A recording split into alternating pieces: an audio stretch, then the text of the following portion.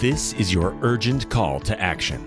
We are all called to lead in a world in chaos, crisis, and turmoil. Join a pivotal global movement for change to transform the leadership crisis worldwide. Will you play it safe, or will you wake up, step up, and speak out? Like Nelson Mandela did for South Africa and the world, we need a radical new way to think, act, and lead, leading boldly into the future. Join host Anne Pratt, a Harvard Fellow and multi-awarded businesswoman, and unlock the best version of yourself to revolutionize leadership with what the world needs now.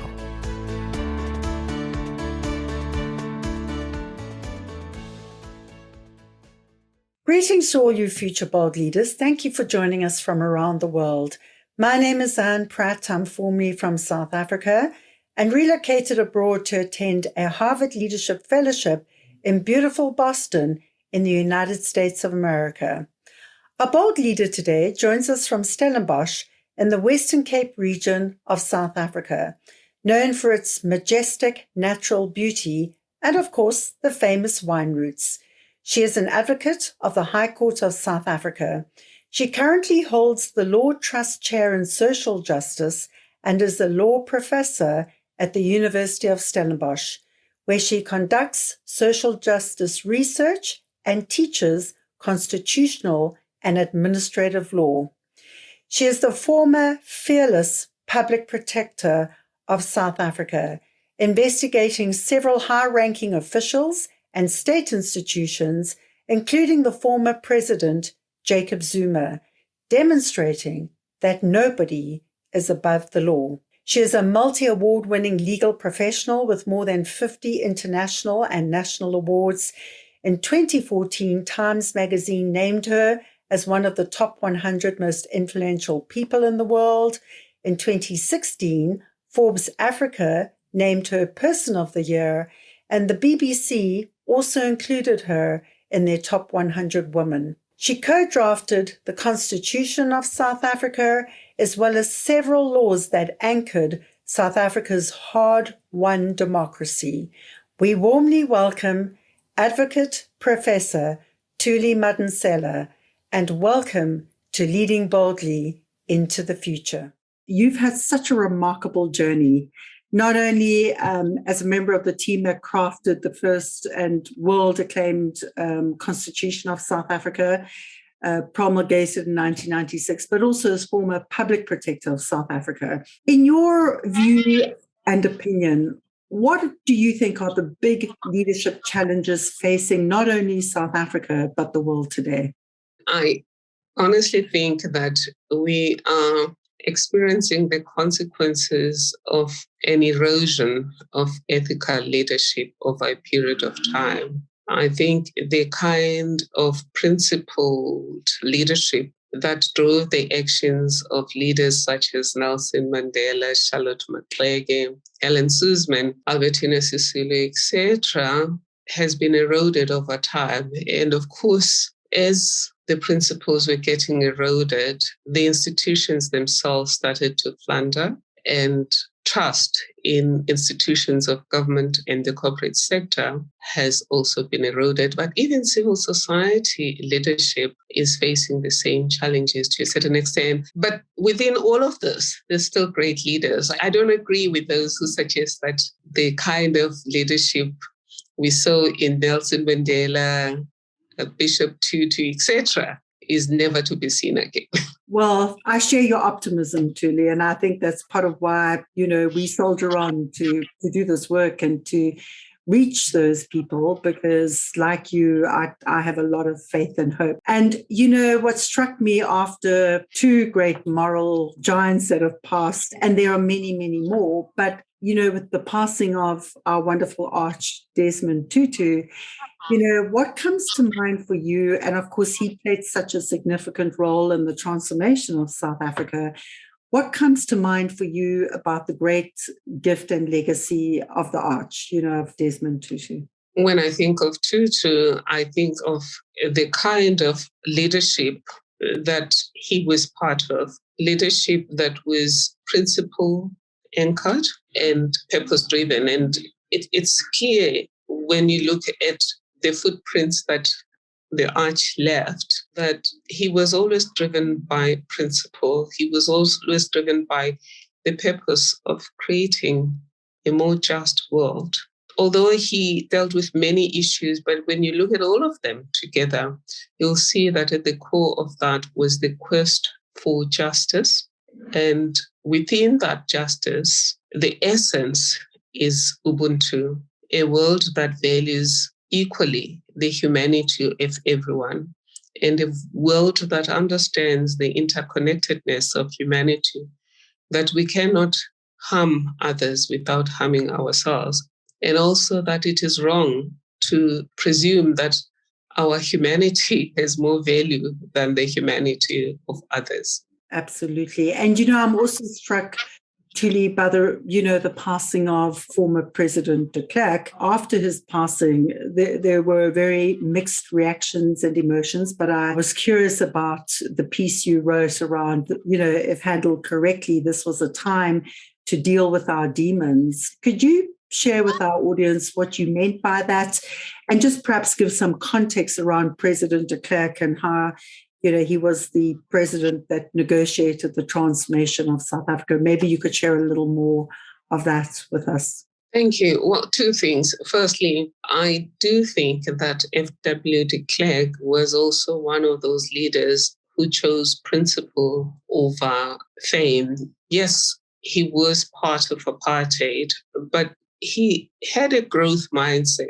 And when he reached a point where he realized that not only was apartheid unsustainable, it was wrong, he chose a different path, hence his release of Nelson Mandela and all of the other political leaders, unbanning of the ANC and other political parties, and starting the negotiation process that led to our new constitution. He was pained towards the end of his life because people judged him by his past, forgetting that there was also what he did after his Damascus experience. I do still believe that what he said at the end of his term might be less than what the victims of apartheid expected from him, but it is a gift that if we use appropriately, we can begin a conversation about the legacy of apartheid, because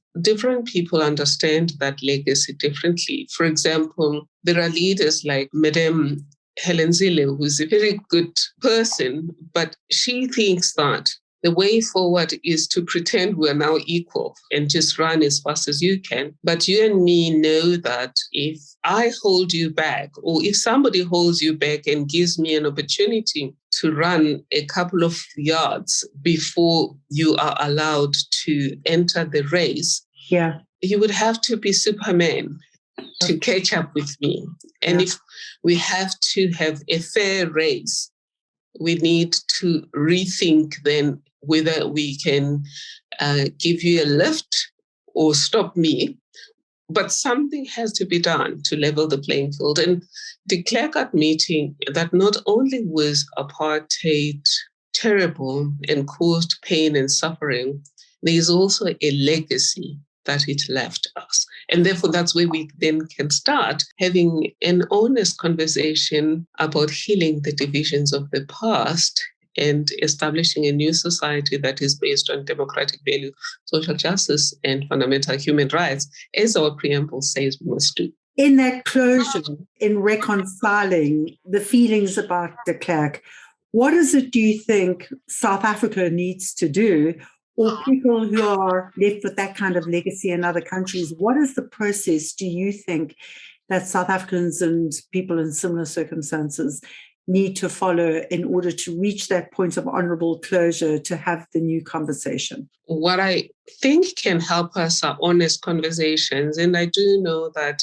Eletha de Klerk, who is FW's widow, is willing to commence those kinds of conversations over a cup of tea about what happened. Of course, they're going to be painful conversations because they're going to bring up the traumas that people suffered. And then collectively, we need to think through what can we do as part of restitution, because trust me, without restitution, this country will never be reconciled. We can choose different leaders, we can call out extremism, but the vast discrepancies or disparities in wealth, education, ownership of residential spaces, etc., can largely be traced to our imperfect and unjust past. It doesn't mean we should live there in the past.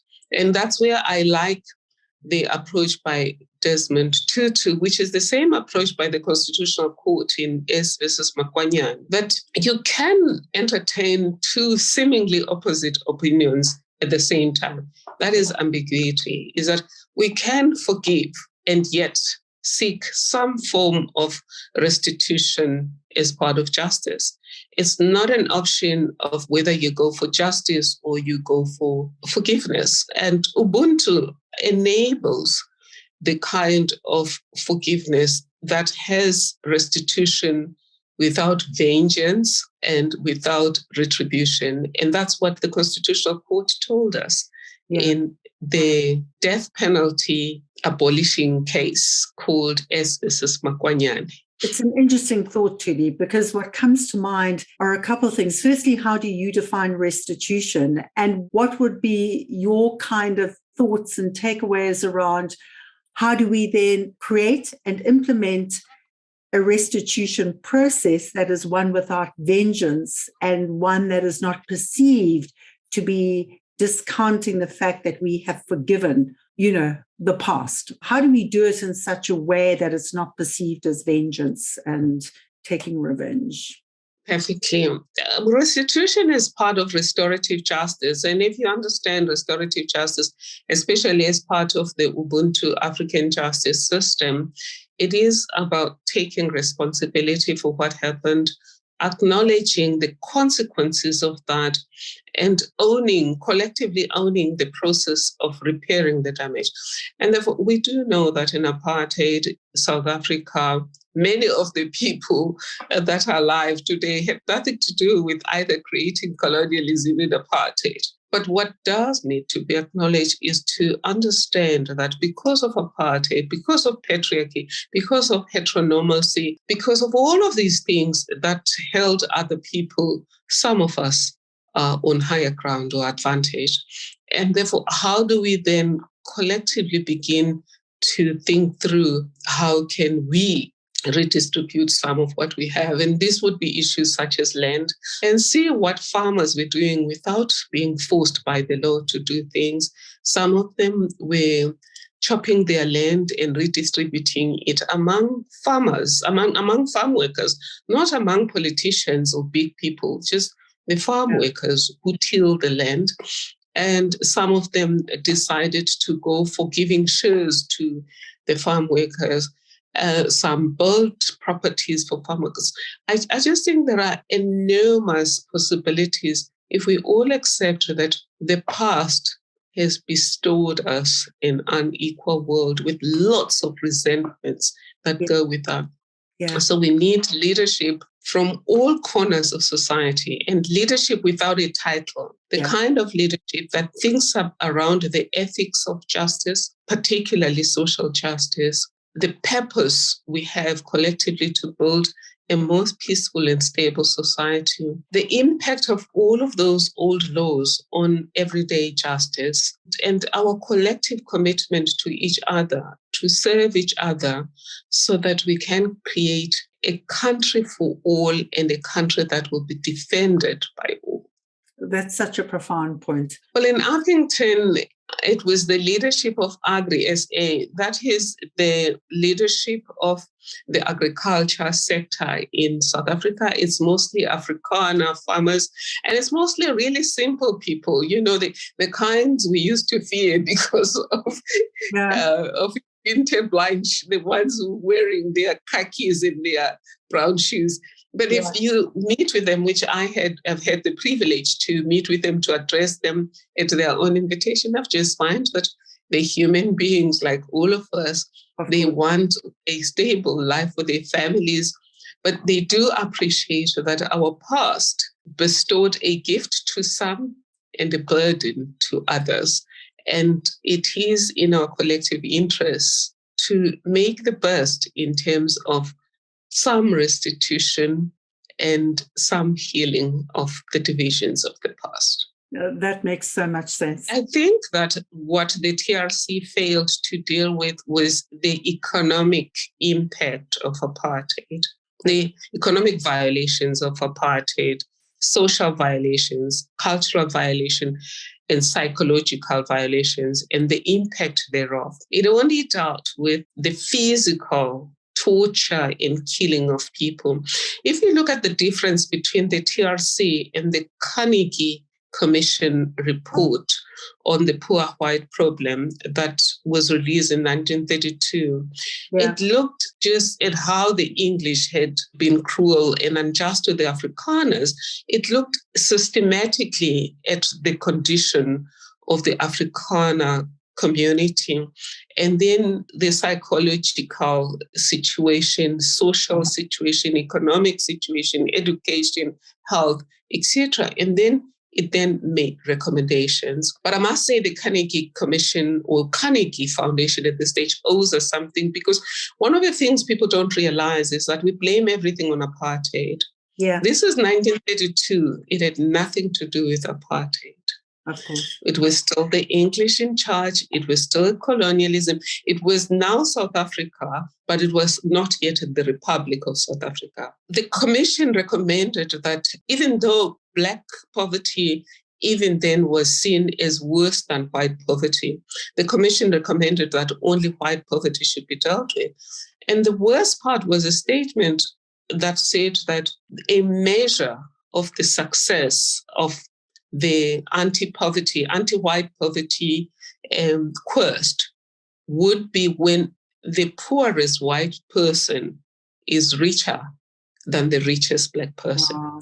So you see then an erosion of Black rights, of ownership of property, farming rights, a lot of decommercialization of Black life and making people totally dependent on poor wages comes after the 1932 report.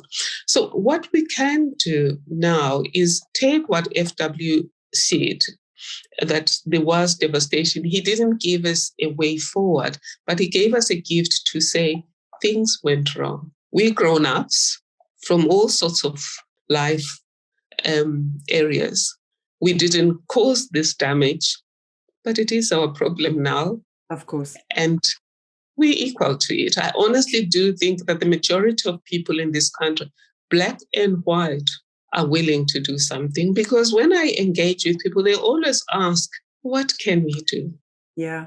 I mean, I think that's very significant. And I guess it requires exercising leadership to help find the way of what it is we can do. And if I'm understanding you correctly, you're saying that a good place to start is to have some of those difficult, painful conversations with different stakeholders at the table. Certainly. And I like the fact that you're putting leadership at the center of it. At the Tuma Foundation, we say leadership is about influencing and inspiring yourself and others to think and act in a particular way. So if you look at what happened during Mandela's time, the drive for transformation was mostly through leadership, which was about engaging in order to influence people to be inspired to think in a particular way and then move forward.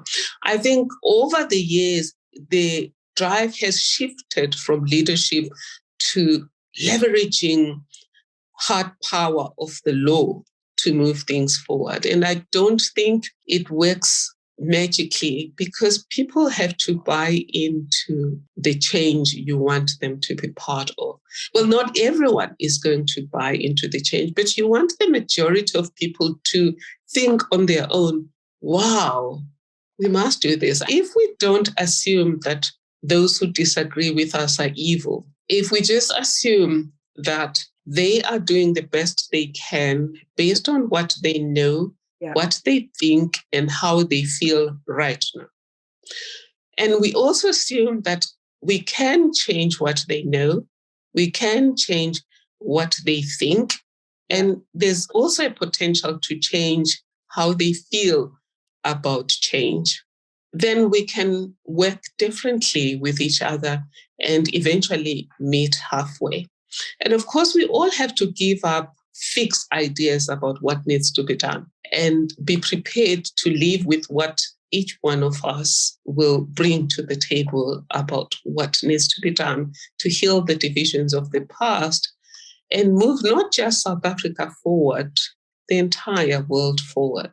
Absolutely. On that point, and while you've kind of given us that segue into it, in the world today, Thuli, what are the kind of three, I mean, you're a woman, an amazing woman of the world. You've been recognized around the world from multiple governments and France, Germany, the UK, Australia. I remember at Harvard, you flew off to receive the Commonwealth Rule of Law Award, flying to Australia. I mean, you have this incredible global depth of insight, knowledge, and experience. In your mind right now, what do you think are the three big leadership challenges for the world? I would say from a character point of view, as I've indicated, it's a question of ethics from a character point of view among the leaders. We need our leaders to be a little bit more ethical, purpose-driven, conscious of their impact, and to commit to serve everyone, not just people like themselves. When our leaders are thinking about justice, we say it shouldn't be just us. It should be justice for all, because as long as there's injustice somewhere, there can't be sustainable peace anywhere. So that's one big issue.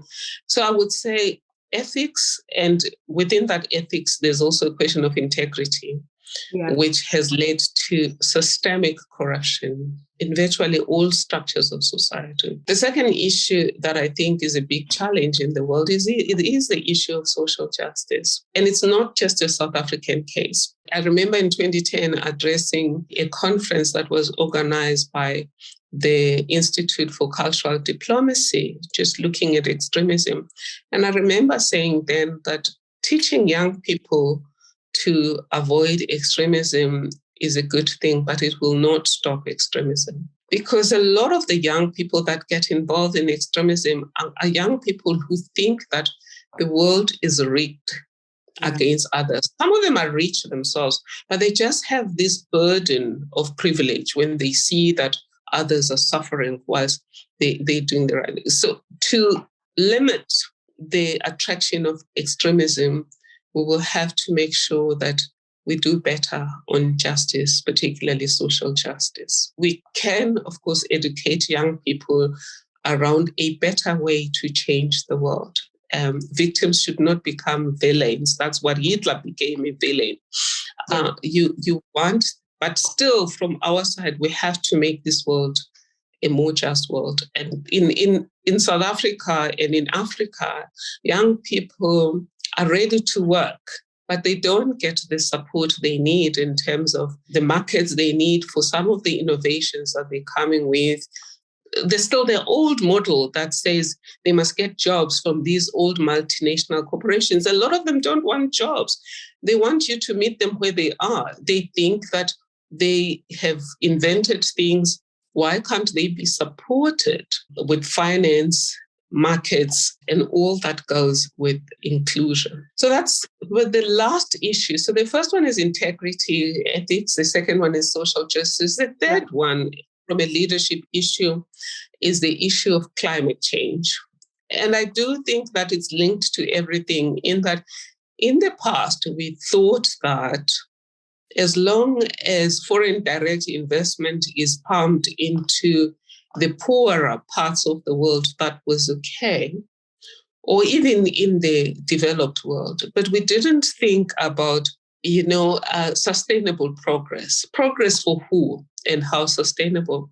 And as a result, we're all paying now for an environment that has been devastated. And whilst the gains of devastating the environment went to the rich, those who suffer most because of climate change are the poorest. When there are floods, the rich can just jump into their jets and off they are gone. The poor will find themselves in refugee camps or even dead. And therefore, again, from a point of view of leadership, it's really the issue of virtues that needs to be restored. And at the top of that, although I said it's ethics, but we're going to need what you say here is bold leadership. We'll need courageous leadership. Leaders that will step forward. And as you mentioned, leaders such as Mandela, who broke rank and stepped forward boldly. Bishop Tutu, Helen Suzman, Charlotte Maxeke, and F.W. de Klerk. You will need leaders that will not wait until everyone buys into an idea about what's good for our shared humanity. You will need leaders that are prepared to step forward. And then in the end, we're going to need the leaders that you refer to as bold leaders, which at Tuma we call courageous leaders, but it means the same thing. Those who, when they've seen the truth, because the truth is evolving, when they've seen the truth about our shared humanity, they're prepared to step forward and then encourage their peers to join them. And those are the kind of leaders that we've been blessed with in South Africa. These were leaders that would not shy away from stepping forward just because their peers are not ready to see what they're seeing. And Bishop Tutu, whom we just lost, is one of those leaders. We will need more of those leaders that will do that on the issues of integrity or ethical leadership, social justice, and climate change. That makes a lot of sense, Thuli. I think it's really hard for people to move beyond taking care of my tribe, my family, and really creating that connection with, if I'm okay, how come it is that my destiny and my well-being is really hooked into somebody else's? If I'm okay and my family's okay and my tribe's okay. I think that kind of way of thinking really it's not always the easiest to explain and share with people. And I just wondered whether within the Tuma Foundation or elsewhere, beyond the monopoly game at Stellenbosch, have there been ways in which you have found you've been successful in translating that knowledge, that insight? Or is it a faith? Is it a belief? I think at both Stellenbosch University and Tuma Foundation, we're making inroads around the notion of shared humanity, that as long as there's injustice somewhere, there can't be sustainable peace anyway, and that your joy cannot be built on the trauma and pain on another, because if you do that, your joy is not sustainable, because you live in fear of the person you've traumatized, and they also live in perpetual anger and resentment of what we've done to them. And whatever you achieve, even if it's through hard work, is built still on pain. And therefore that's not sustainable. I have found that there's reception. I've been privileged, particularly through the Tuma Foundation, to be invited to virtually every corner of corporate South Africa. All of the key companies have invited us to talk. Investec, Ellen Gray, Standard Bank, Old Mutual, ABSA, Deloitte. Several of them, I've spoke to more than 200 companies over time and community organizations. And I've just found that you are right in saying that everyone is looking out for themselves and their families. They've got a neat little picture of their family in their desk, and they consider themselves good people. But when you then show them gentle about that neat life that they have is built on the pain of others, not because they constructed that pain, but because they didn't deconstruct the inherent disparities, I have seen a shift. That's remarkable. And I'd love to, at some point, to just get a list of those different organizations, because I think those are wonderful examples of hope and change in actions. I would love to hear more about who those organizations are.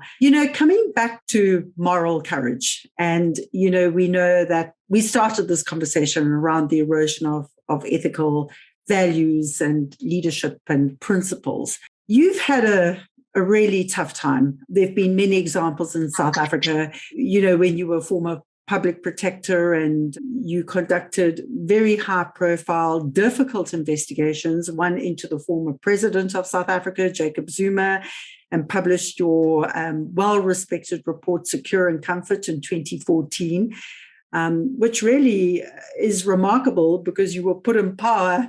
When I say put in power, you were nominated by then President Jacob Zuma, and then ended up, investigating a complaint against him with an order. You also went on to do some incredibly difficult work in the State of Capture report, which you published in 2016, just before you came to Harvard. And of course, it's been publicized a lot in the media. Your life has been under threat. You've lived with incredible danger. And I think for the people who ask the questions around how do you exercise leadership and stay alive when the stakes are high, the threats are severe, can you share with us just one example of when you felt incredibly threatened and in danger? What was that circumstance? When was that? How did you fortify yourself in sustaining that situation and navigating out of it? Thank you. And just a small correction about my ascendancy to the public protector position. The president did not nominate me. The appointment of the protector is the same as the appointment of judges. With the judges, it's the Judicial Services Commission that selects, interviews, shortlists, and sends name to the president. The cases of where I felt my life was threatened, there have been many. You've already mentioned the public protector days where dead cats literally, they were proverbial dead cats thrown in my way, and a literal one also thrown, being labeled a spy, which made it possible for any lunatic to kill me as a good person. A person could have killed me as a good person who would think this person does not deserve to live because this person sold people during apartheid and people died because of him. But thank God those spy stories were the most ludicrous stories you could ever find. As a Christian, I always say that just as, God made people not understand each other during the Tower of Babel moment, God made sure that our intelligence services had a lot going for them except intelligence, because they couldn't build their spy stories on truth. If they had built them on truth, they could have framed me very nicely. Even my kids said that, what a stupid way of framing you. Don't they know that? Because they read, if you're going to frame a person, you get the truth, maybe 70 or 80% of it, and then embellish it in a very terrible way so that people can believe it. I mean, they got it so wrong. All three spy stories did not correlate. Yeah. Different times of recruitment in each story, different handler. But the worst one, I think there were two worst ones. One was the one that said, I'm spying for America, for America against African presidents to find out who hates America. I said, what a stupid mission. Why would America use a public protector in South Africa to find out which presidents don't like America? But secondly, if you thought that was weird, the second thing was, how was I doing the spying? Was that I was using public protector-like or ombudsman institutions in African countries to do my work. And all of these institutions are at arm's length to government. All of it was really, really twisted. But weirdly, that was the spy story that the government chose to tell the world and said, finally, they're going to investigate me for being a spy. The first two were ridiculous. And one of them was that I was CIA. Mossad. CIA is American, Mossad, which is Israeli, and MI6, which is UK. Perhaps you can be a triple agent, but the weird part was that claimed to be a transcript of a conversation between me and the others. But seemingly, all of these agents from these three different agencies knew that. So in this meeting, I'm with Mossad, and I work for Mossad. I'm with CIA and MI6. But you don't want. So that was one of the terrible times. Threats to kill me, threats to kill my son. But I must say that if you're talking about a real life and death matter, it's been more recent. 2019. Really? Kilimanjaro. It just came from making a mistake. When my final days of preparing to summit Kilimanjaro, I forgot that the whole purpose was to summit Kilimanjaro, and that was the main thing. So I worried about the fact that I had been to Italy and I had gained weight because they had this lovely dairy-free yogurt and cheese and things like that. Gelato in Italy, Julie. So like, being a woman, vanity, it's little of climbing Kilimanjaro. There I am going for a keto diet. And congratulations. I mean, summiting Kilimanjaro is a pretty notable feat in anybody's life. I mean, that's amazing. And next time, I guess, trips to Italy and gelato ice cream, there's always a trade-off with those kinds of wonderful tastings in life, isn't there? It really was not a personal achievement. Why it was possible for me to proceed was we were doing this for girls. And it is a project of the Nelson Mandela Foundation, collaborating with Mbumba Foundation. It's called Trek for Mandela. Yes. So why it was important for me to summit was two reasons.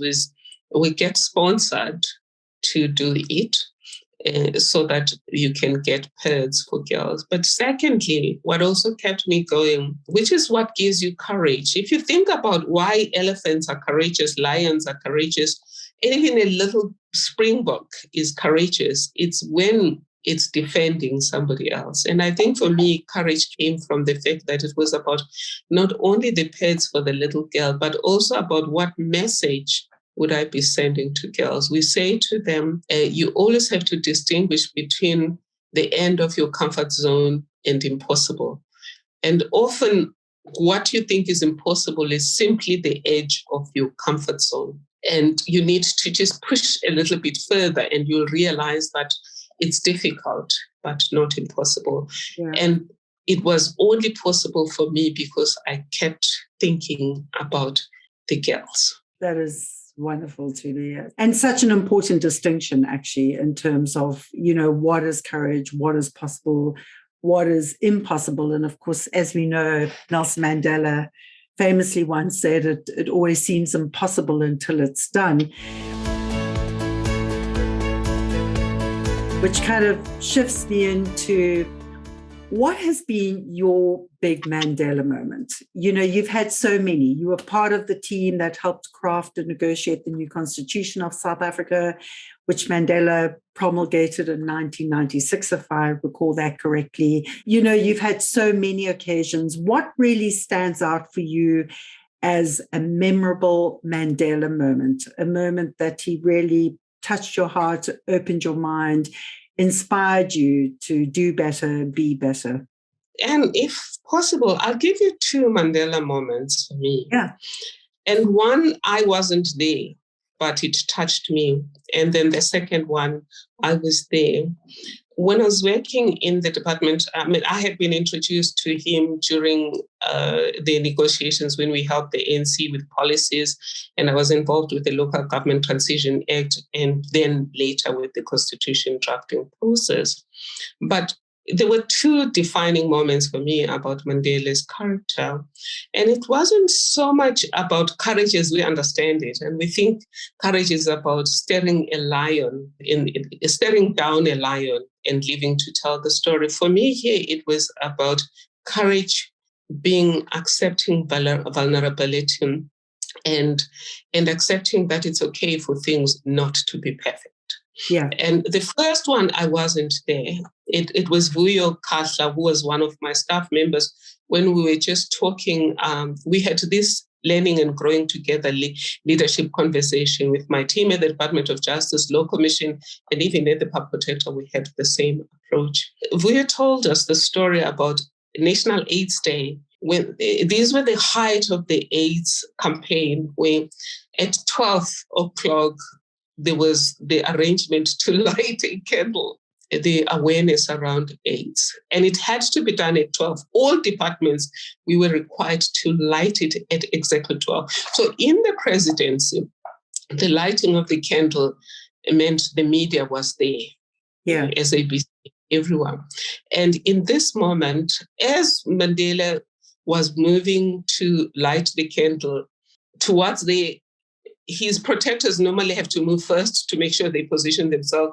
Some guy tripped on one of the wires, electrical wires, and dropped the candle, and just everything. The moment was lost.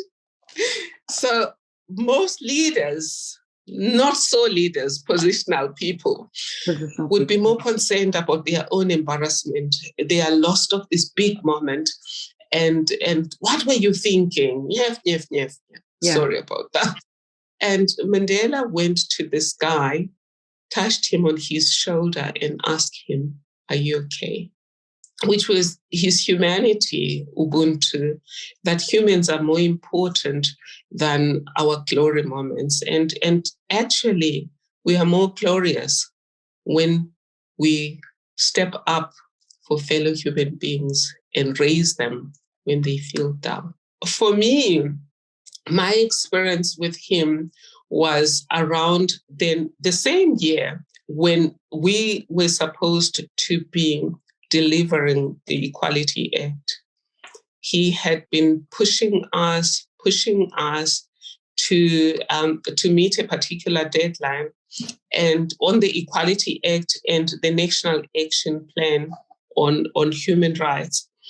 And when we were supposed to bring the National Action Plan, we had eventually ended up with just a framework because there was just not enough time with the consultation of civil society and everything. And for me, as a young professional, I just found that he was magnanimous in accepting the document and having to readjust his speech to deliver a framework as opposed to a completed national action plan. Again, for me, it just showed to me that he seemed to me to be respectful of both the process and outcomes, and understanding that the people he led, which would have been our Minister Dala Oma and us as staff, were humans too. And that when we didn't bring to the table what we had signed up for, we already had tortured ourselves, and therefore there was no need to be tortured. And I've seen other leaders who are, this is not the right platform, where people just start screaming in public about what was promised, and because they're too embarrassed to face the world without the glorious moment that the budget voted for. So it's really about emotional intelligence, emotional agility, the ability to dance with change as a leader, and to embrace the reality you're confronted with and still lead and still affirm the humanity of people so that you can grow them and so that they can continue to step up. That's such a wonderful example, Thuli. And what's often struck me about you, and I've heard so many friends and colleagues and professionals say a similar thing, you too have this remarkable emotional calmness, intelligence, agility. Have you always been like that? Or, how did you master that kind of absolute emotional calmness, even in times of great threat and, even crisis? I mean, I've seen you do that. How were you always like that? How did you master that? I started being calm, but it was mixed with lack of assertiveness and inability to draw boundaries, and just being kind and nice, because that was my way of earning my place in the world. Mm-hmm. It's a long story that I talk about in a letter to my 16-year-old that was published in the O magazine some years ago. When I became a young person and started feeling that people were taking me for granted or were being given a hand and were taking an arm, I moved from being polite to aggression. And then until I met another woman leader, because leaders do raise other leaders, Ivy Matsipe Kasaburi, I was working at Vertstem, who told me that it was important to raise the quality of my arguments and respect the humanity of whoever I was dealing with. Because when I denigrate the person that I'm arguing with, my whole point is lost. I had spoken, and some women had taken a different approach on the issue of employment equity. This was in the early 90s when we were still envisaging, is it going to be anti-discrimination or including positive measures? That helped me, but it didn't help me fully, because what then I did was, again, when you suppress your feelings, and you know that suppressed feelings have an opportunity to eventually come out and pop out and exactly, because I still didn't have tools to process the feelings. And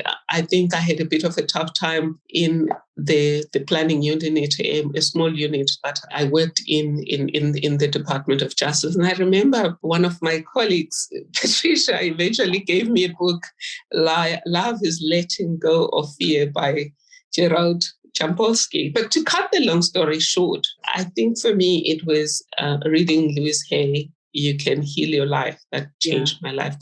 And just learning to manage my own headspace, learning to forgive people, to also understand that people are not the way they should be, the way they are, because we react so badly towards other people, because despite reality, we keep telling ourselves that people should be as we want them to be.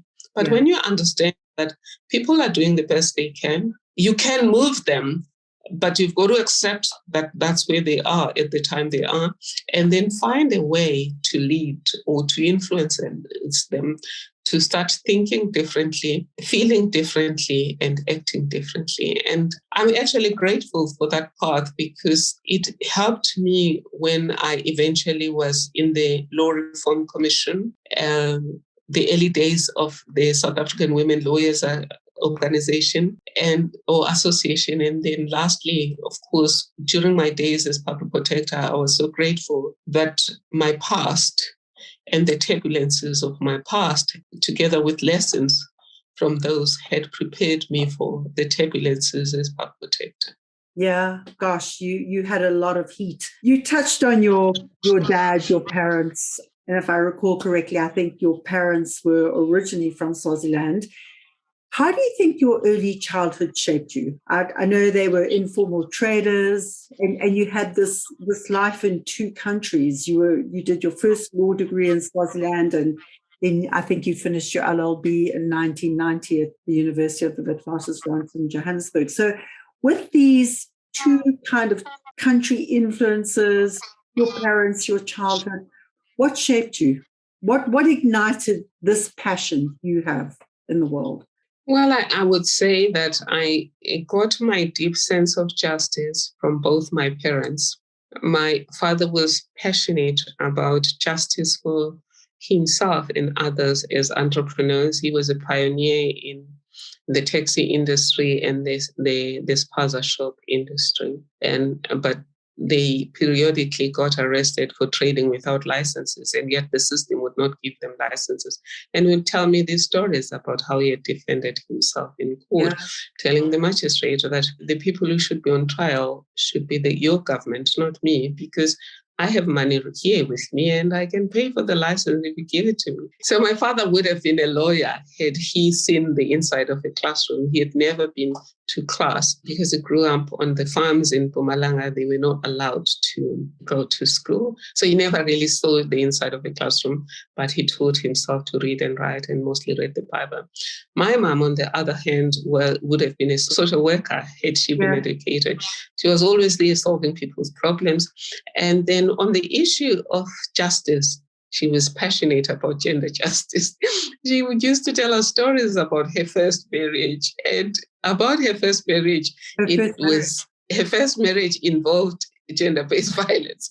But how she told the story, it was about how some days it was her who slept in hospital, some days it was the guy. So she wasn't going to take anything lying down. So that was partly the influence, just parents. And when it came to integrity, both my parents would never let you show up at home with something that they never paid for. You always had to account for why do you have this. Having life between South Africa and Swaziland, I was born in Joburg, although raised in Soweto.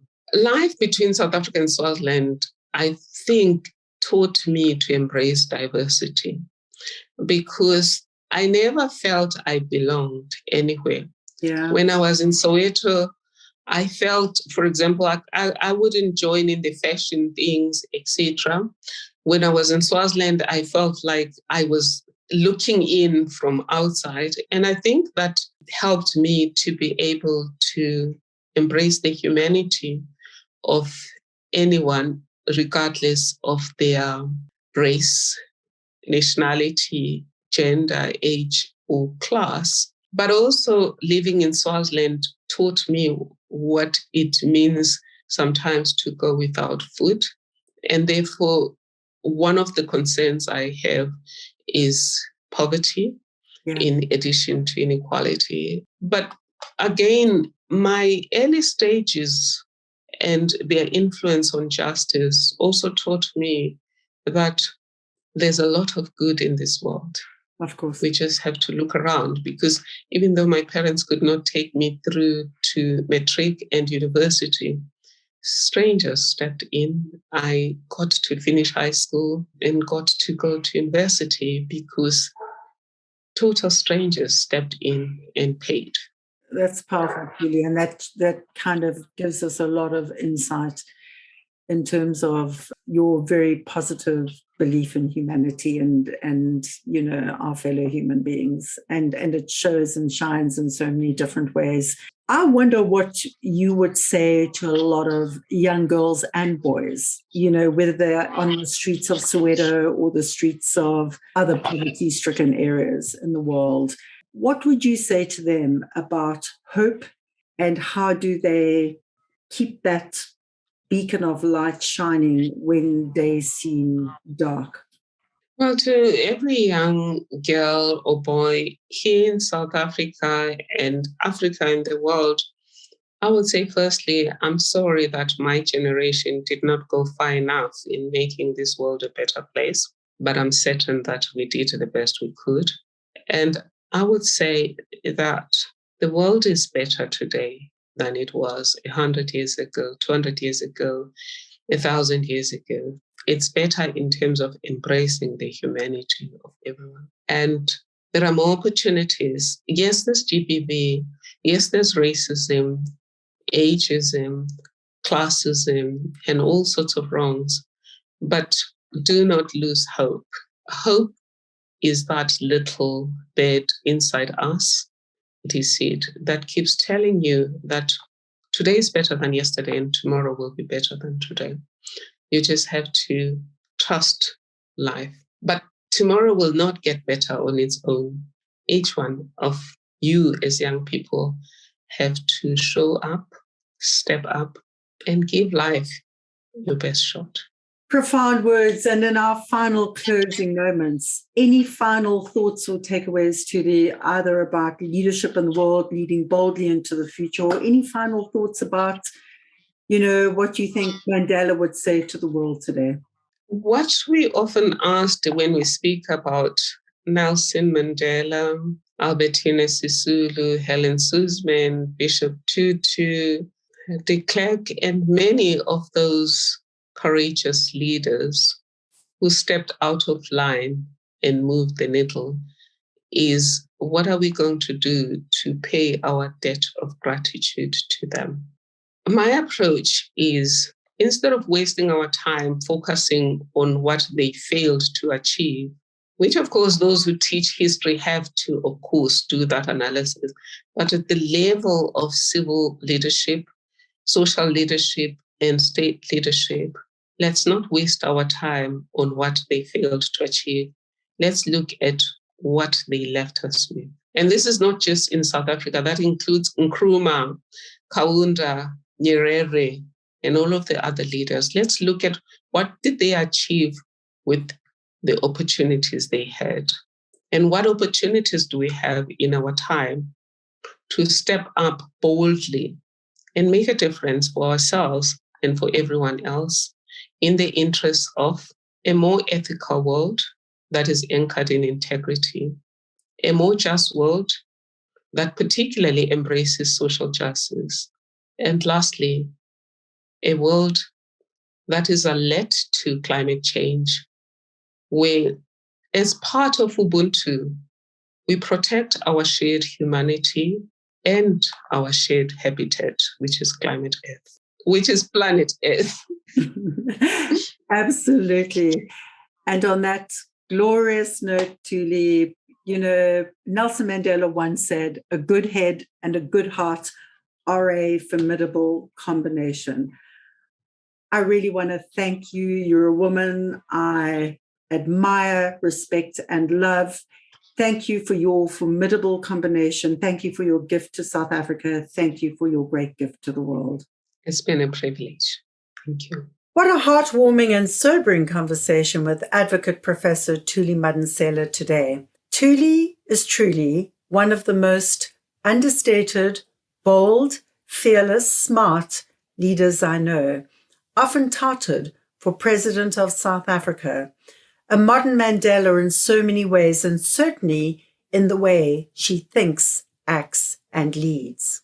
The Truth and Reconciliation Commission, or TRC as we call it, was established in 1995 during Nelson Mandela's presidency and was set up by the newly democratically elected South African Government of National Unity just post-apartheid's demise. As the name suggests, its prime purpose was to promote the full and transparent disclosure of the truth, reconciliation, and forgiveness and healing among the perpetrators and victims of the apartheid era. Chaired by the late and great Archbishop Desmond Tutu, applauded worldwide for healing the wounds of a nation, it took the testimonies of around 21,000 victims. 2,000 of them were televised in public hearings. It was raw, painful, deep emotions and memories on full public display. What Thuli delves into and shares with us today helps all of us, not only in South Africa, but in the United States of America and around the world, with clues about how do we heal these angry, deep divides. What are the lessons and shortcomings of the TRC? There are 4 big takeaways. The first is that despite its overall success, there's much more difficult and bold work to be done. The second is that without the full disclosure of the truth, my friends, there is no reconciliation. The third is that without fair and equitable reparations, there is no justice. And finally, without restorative justice to right the wrongs of the past, there is no peace. So until next time, remember that leading boldly is about making clear, thoughtful choices. And bold leadership is about taking bold action, just one small step at a time. One small step for you, but together, one giant step for humanity.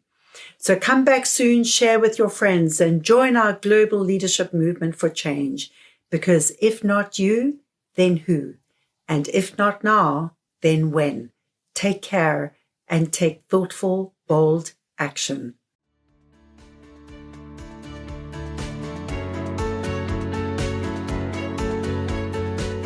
Thank you for listening to this episode of Leading Boldly into the Future. Please find links and connections mentioned in this show in our blog, and never miss an episode by subscribing at anne-pratt.com. That's ANNE-PRATT.com. May these insights from inspiring industry leaders, remarkable disruptors, and courageous champions of change bring forth a brand new you, emboldened, empowered, and ready to inspire hope. Come back soon, share with your friends, sign up on anne-pratt.com and join our movement for change. Why? Because the world needs you to lead boldly too.